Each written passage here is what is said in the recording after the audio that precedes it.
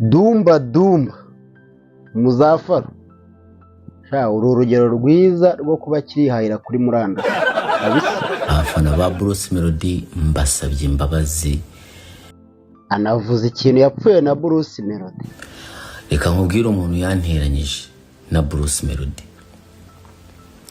Kenny Solo igikuri, ariko ntashirayo birangiye namuhaye gasopo.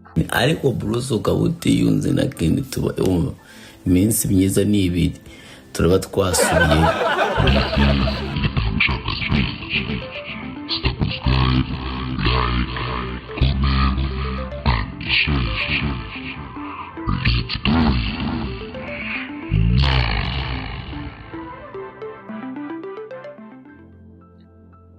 Buretse gato reba niba warakanze subscribe ubundi utwereke ko turi kumwe ukanda like. Siga igitekerezo cyawe muri comment wumve neza. Ese ubu Dumba nta kintu Melody yamuhaye? Banyarwandakazi kinzanye hano no gusaba imbabazi. Ndashaka kubanza gusaba imbabazi abafana mwese mwa Bruce Melody.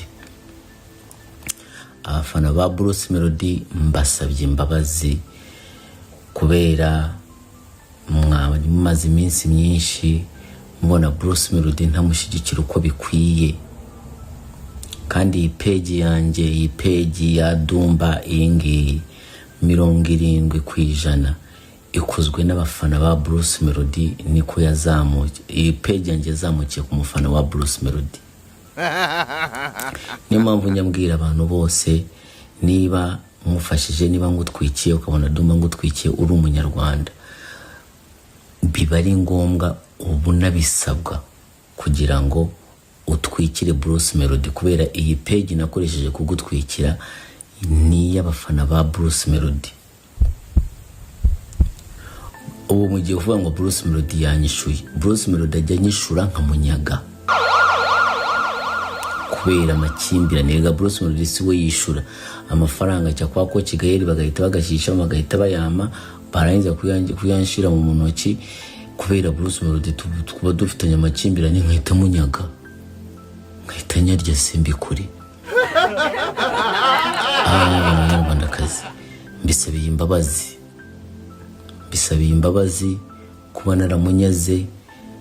Urumva n'abafana ubu ngubu tugiye kugaruka Bruce Melody, tugiye kumusubiraho kwa kundi. Ntiyazagira umukarita asoza muri comment, ntazagira ikigenzi kiza kubwira anko ngo kandi Bruce ngo kandi ntumukunda. Nje na Bruce Melody tukongeye twasubiyemo kubuko twari tumeze. Reka nkubwire umuntu yanteranyije na Bruce Melody, Kenny Solo igikuri. Murabizi ko Kenny Solo mukunda cyane. Kokoze Kenny Solo sinzi barimo baratandukana na 155 arimo aravamo. Kenny yaje arimo ararira, arambwira ati du ntamwe ati ni iki mwana mama akanemo karari igikuri cyangwa ngo twange Bruce Melody. Ntacyo njyaho napfuye ngiye na Bruce Melody ni Kenny Solo yambwe tumwange. Reko Kenny Solo arambwira ati twange Bruce Melody, ndamubwira ati okay nibyo ushaka ati n'umuntu wabona ufite ndamubwira ati kagora turamwanga kugeza nisa. Kubera Bruce Melody nawe yambwiye ko ngo yiyunze na Kenny, ariko Bruce ukabuti yunze na Kenny tuba iminsi myiza n'ibiri turaba twasubiyeyo. Genda wiyunge. Dumba nkuvuyeho ubundi rero ni we social media influencer u Rwanda rukeneye. Nkwibutsa ko ushaka kwiga inline skating club nimwe rukumbi yonyine ni Rwanda Bullet Skaters Club, aho bigisha umwana wawe kugenda ku nkweto z'amapine akabikora nk'umwuga.